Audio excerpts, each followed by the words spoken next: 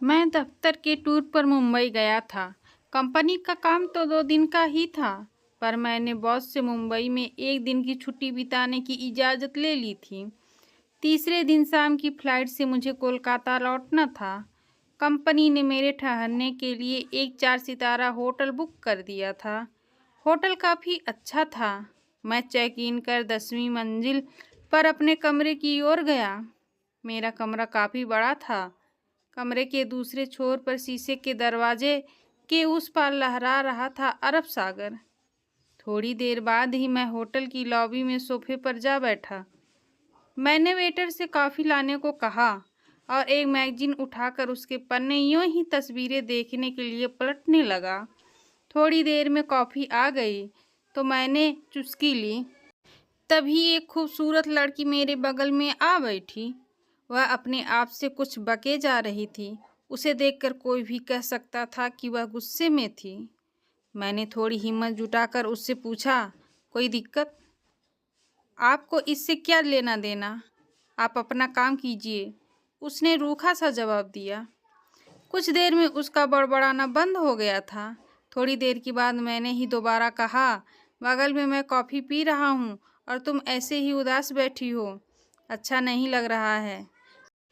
पर मैंने तुम कहा, तुम्हें बुरा लगा हो तो माफ़ करना। नहीं, मुझे कुछ भी बुरा नहीं लगा। माफ़ी तो मुझे मांगनी चाहिए। मैं थोड़ा ज़्यादा बोल गई आपसे।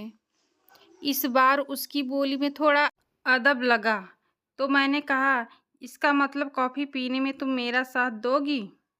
और उसके कुछ बोलने के पहले ही मैंने वेटर को इशारा करके उसके लिए भी कॉफ़ी लाने को कहा। वह मेरी ओर देखकर मुस्कुराई। मुझे लगा कि मुझे शुक्रिया करने का उसका यही अंदाज था। वेटर उसके सामने कॉफ़ी रखकर चला गया। उसने कॉफ़ी पीना भी शुरू कर दिया था। लड़की बोली, कॉफ़ी अच्छी है। उसने जल्दी से कप खाली करते हुए कहा, मुझे चाय या कॉफ़ी गर्म ही अच्छी लगती है। मैं भी अपनी कॉफ़ी ख़त्म कर चुका था। मैंने पूछा, किसी का इंतज़ार कर रही हो? उसने कहा, हाँ भी नहीं भी, बस समझ लीजिए कि आप ही का इंतज़ार है। और बोलकर वह हंस पड़ी। मैं उसके जवाब पर थोड़ा चौंक गया। उसी समय वेटर कप लेने आया तो मुस्कुराकर कुछ इशारा किया जो मैं नहीं समझ पाया था। मैंने लड़की से कहा, तुम्हारा मतलब मैं कुछ समझा नहीं। सब कुछ यहीं जान लेंगे, क्यों ना आराम से चलकर बातें करें। बोलकर वह वहीं खड़ी हो गई। फिर जब हम लिफ्ट में थे तब मैंने फिर पूछा, तुम गुस्से में क्यों थी? पहले रूम में चलें, फिर बातें होगी। हम दोनों कमरे में आ गए थे। वह अपना बैग और मोबाइल फ़ोन टेबल पर रखकर सोफे पर आराम से बैठ गई। मैंने फिर उससे पूछा कि शुरू में वह गुस्से में क्यों थी, तो जवाब मिला, इसी फ्लोर पर दूसरे छोर के रूम में एक बुढ़े ने मूड खराब कर दिया। वह कैसे? बुढ़ा 50 के ऊपर का होगा। मुझसे अननेचुरल डिमांड कर रहा था। उसने कहा कि इसके लिए मुझे एक्स्ट्रा पैसे देगा। यह मेरे लिए नामुमकिन बात थी और मैंने उसके पैसे भी फेंक दिए। मुझे तो उसकी बातें सुनकर एक जोर का झटका लगा और मुझे लॉबी में वेटर का इशारा समझ में आने लगा था। फिर भी उससे नाम पूछा तो वह उल्टे मुझसे ही पूछ बैठी, आप मुंबई के तो नहीं लगते। आप यहाँ किस लिए आए हैं और मुझसे क्या चाहते हैं? मैं तो बस टाइम पास करना चाहता हूँ। कंपनी के काम से आया था, वह पूरा हो गया। अब जो मर्जी वह करूँ। मुझे कल शाम की फ़्लाइट से लौटना है। पर अपना नाम तो बताओ। मुझे कॉल गर्ल कहते हैं। वह तो मैं समझ सकता हूँ, फिर भी तुम्हारा नाम तो होगा। हर बार कॉल गर्ल कहकर तो नहीं पुकार सकता। लड़की दिलचस्प लगती है। जी चाहता है कि तुमसे ढेर सारी बातें करूँ रात भर। आप मुझे प्रिया नाम से पुकार सकते हैं, पर आप रात भर बातें करें या जो भी, रेट तो वही होगा। पर बूढ़े वाली बात नहीं, पहले ही बोल देती हूँ, लड़की बोली। मैं भी अब उसे समझने लगा था। मुझे तो सिर्फ टाइम पास करना था और थोड़ा ऐसी लड़कियों के बारे में जानने की जिज्ञासा थी। मैंने उससे पूछा, कुछ कोल्ड ड्रिंक वगैरह मंगाऊँ? मंगा लूँ, प्रिया बोली। हाँ, कुछ सीख कबाब भी चलेगा। तब तक मैं नहा लेती हूँ। बाथरूम में गाउन भी है, यह तो और अच्छी बात है, क्योंकि हमाम से निकलकर लड़कियां अच्छी लगती हैं। क्यों, अभी अच्छी नहीं लग रही क्या? प्रिया ने पूछा। नहीं, वह बात नहीं है, नहाने के बाद और अच्छी लगोगी। मैंने रूम के बॉय को बुलाकर कबाब लाने को कहा। प्रिया बाथरूम में थी। थोड़ी देर बाद ही रूम बॉय कबाब लेकर आ गया था। मैंने 2 लोगों के लिए डिनर भी ऑर्डर कर दिया। इसके बाद मैं न्यूज़ देखने लगा। तभी बाथरूम से प्रिया निकली। दूधिया सफ़ेद गाउन में वह सच में और अच्छी दिख रही थी। गाउन तो थोड़ा छोटा ही था, साथ में प्रिया ने उसे कुछ इस तरह से ढीला बांधा था कि उसके उभार दिख रहे थे। प्रिया सोफे पर आकर बैठ गई। मैंने कहा था न कि तुम नहाने के बाद और भी खूबसूरत लगोगी। प्रिया और मैंने कोल्ड ड्रिंक ली और बीच बीच में हम कबाब भी ले रहे थे। मैंने कहा, कबाब है और शबाब है तो समा भी लाजवाब है।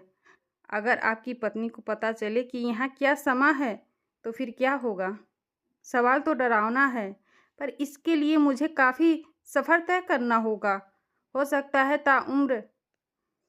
कल शाम की फ्लाइट से आप जा ही रहे हैं। मैं जानना चाहती हूँ कि आखिर मर्दों के लिए ऐसे चलन पर पत्नी की सोच क्या होती है? पर मेरे साथ ऐसी नौबत नहीं आएगी। क्यों? मैंने कहा, क्योंकि मैं अपनी पत्नी को खो चुका हूँ।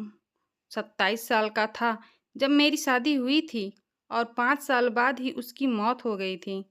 पीलिया के कारण उसको गए 2 साल हो गए हैं। ओह, सो सॉरी। बोलकर अपनी प्लेट छोड़कर वह मेरे ठीक सामने आकर खड़ी हो गई और आगे कहा, तब तो मुझे आपका मूड ठीक करना ही होगा। प्रिया ने अपने गाउन की डोरी की गांठ जैसे ही ढीला भर किया था कि जो कुछ मेरी आंखों के सामने था, देखकर मेरा मन कुछ पल के लिए बहुत विचलित हो गया था। मैंने इस पल की कल्पना नहीं की थी, न ही मैं ऐसे हालात के लिए तैयार था। फिर भी अपने आप पर काबू रखा। तभी डोर बेल बजी तो प्रिया ने अपने को कंबल से ढक लिया था। डिनर आ गया था। रूम बॉय डिनर टेबल पर रख कर चला गया। प्रिया ने कंबल हटाया तो गाउन का अगला हिस्सा वैसे ही खुला था। प्रिया ने कहा, टेबल पर मेरे बैग में कुछ सामान पड़े हैं, आपको यहीं से दिखता होगा।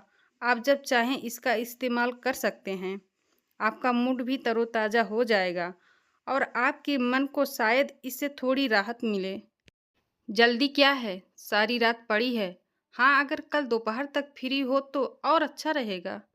इतना कहकर मैं भी खड़ा होकर उसके गाउन की डोर बांधने लगा तो वह बोली, मेरा क्या, मुझे पैसे मिल गए। आप पहले आदमी हैं जो सबाब को ठुकरा रहे हैं। वैसे आपने दोबारा शादी की और आपका कोई बच्चा। वह बहुत पर्सनल हो चली थी, पर मुझे बुरा नहीं लगा था। मैंने उससे पूछा, डिनर लोगी क्या? अभी थोड़ा रुक सकते हैं, तब तक कुछ बातें करते हैं। ओके। अब पहले तुम बताओ, तुम्हारी उम्र क्या है और तुम यह सब क्यों करती हो? पहली बात, लड़कियों से कभी उसका उम्र नहीं पूछते। मैं थोड़ा हंस पड़ा। तभी उसने कहा, शुरू किया ठीक है, आपको मैं अपनी सही उम्र बता ही देती हूँ। अभी मैं 21 साल की हूँ। मैं सच बता रही हूँ। और कुछ लोगी? अभी और नहीं। आपके दूसरे सवाल का जवाब थोड़ा लंबा होगा, वह भी बता दूंगी। पर पहले आप बताएं कि आपने फिर शादी की। आपकी उम्र भी ज़्यादा नहीं लगती। मैंने उसका हाथ अपने हाथ में ले लिया और कहा, मैं अभी 34 साल का हूँ। मेरा कोई बच्चा नहीं है। डॉक्टरों ने सारे टेस्ट लेकर के बता दिया है कि मुझे पिता बनने की ताकत नहीं है। अब दूसरी शादी करके मैं किसी औरत को माँ बनने के सुख के लिए तरसता नहीं छोड़ सकता। इस बार प्रिया मुझसे गले मिली और कहा, यह तो बहुत बुरा हुआ। मैंने उसकी पीठ थपथपाई और कहा, दुनिया में सबको सब कुछ नहीं मिलता, पर कोई बात नहीं। दफ्तर के बाद मैं कुछ समय एक एनजीओ को देता हूँ। मन को थोड़ी शांति मिलती है। चलो डिनर लेते हैं। डिनर के बाद मुझे आराम करने का मन किया तो मैंने बेड पर लेट गया। प्रिया भी मेरे साथ ही बेड पर आकर कंबल लपेटकर बैठ गई थी। वह मेरे बालों को सहलाने लगी। तुम यह सब क्यों करती हो? मैंने पूछा। कोई अपनी मर्जी से यह सब नहीं करता। कोई न कोई मजबूरी या वजह इसके पीछे होती है। मेरे पापा एक प्राइवेट मिल में काम करते थे। एक एक्सीडेंट में उनका दायां हाथ कट गया था। कंपनी ने कुछ मुआवजा देकर उनकी छुट्टी कर दी। माँ भी कुछ पढ़ी लिखी नहीं थी। मैं और मेरी छोटी बहन स्कूल जाते थे। माँ 3-4 घरों में खाना बनाकर कुछ कमा लेती थी। किसी तरह गुजर हो जाती थी। पर पापा को घर बैठे शराब पीने की आदत पड़ गई थी। जमा पैसे खत्म हो चले थे। इसी बीच रूम बाय डिनर के बर्तन लेने आया और दिन भर के बिल के साथ साथ रूम में बिलों पर भी साइन करा कर ले गया। प्रिया ने आगे कहा, शराब के कारण मेरे पापा का लीवर खराब हुआ और वे चल बसे। मेरी माँ की मौत भी 1 साल के अंदर हो गई। मैं उस समय 10वीं जमात पास कर चुकी थी। छोटी बहन तब 6ठी जमात में थी। पर मैंने पढ़ाई के साथ साथ ब्यूटिशियन का भी कोर्स कर लिया था। हम एक छोटी चाल में रहते थे। मेरे एक रिश्तेदार ने ही मुझे ब्यूटी पार्लर में नौकरी लगवा दी और शाम को एक घर में जहाँ माँ काम करती थी खाना बनाती थी। पर उस पार्लर में मसाज के नाम पर जिसमें फरोशी भी होती थी, मैं भी उसकी शिकार हुई और इस दुनिया में मैंने पहला कदम रखा था। बोलते बोलते प्रिया की आंखों में आंसू बहने लगे थे। मैंने टिश्यू पेपर से उसके आंसू पोंछते हुए कहा, सॉरी, मैंने तुम्हारी दुखती रगों को बेमतलब ही छेड़ दिया। नहीं, आपने मुझे कोई दुख नहीं पहुंचाया है।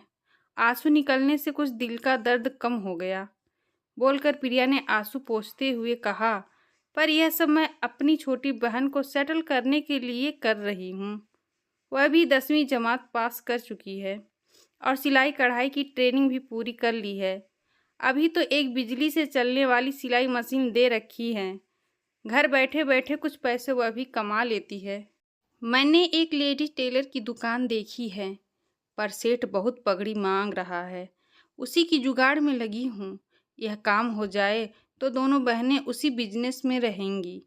फिर एक अंगड़ाई लेकर उसने कहा, मैं आपको बोर कर रही हूँ ना? आपने तो मुझे छुआ भी नहीं।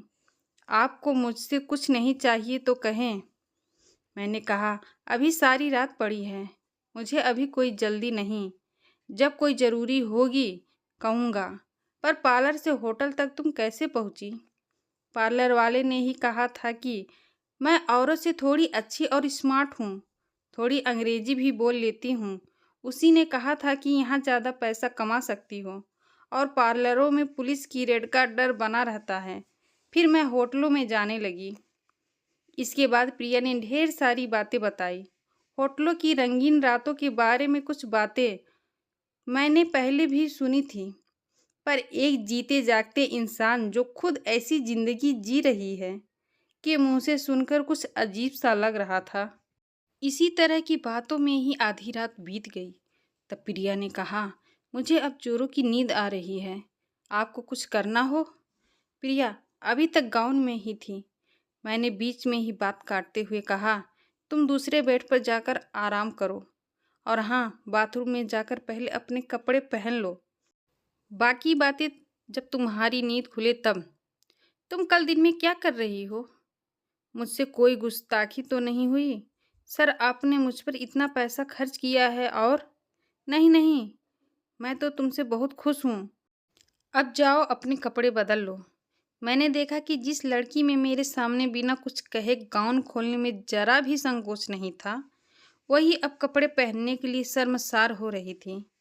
प्रिया ने गाउन के ऊपर चादर में अपने पूरे शरीर को इतनी सावधानी से लपेटा कि उसका शरीर पूरी तरह ढक गया था और वह बाथरूम में कपड़े पहनने चली गई। थोड़ी देर बाद वह कपड़े बदल कर आई और मेरे माथे पर किस कर गुड नाइट कहकर अपने बेड पर जाकर सो गई।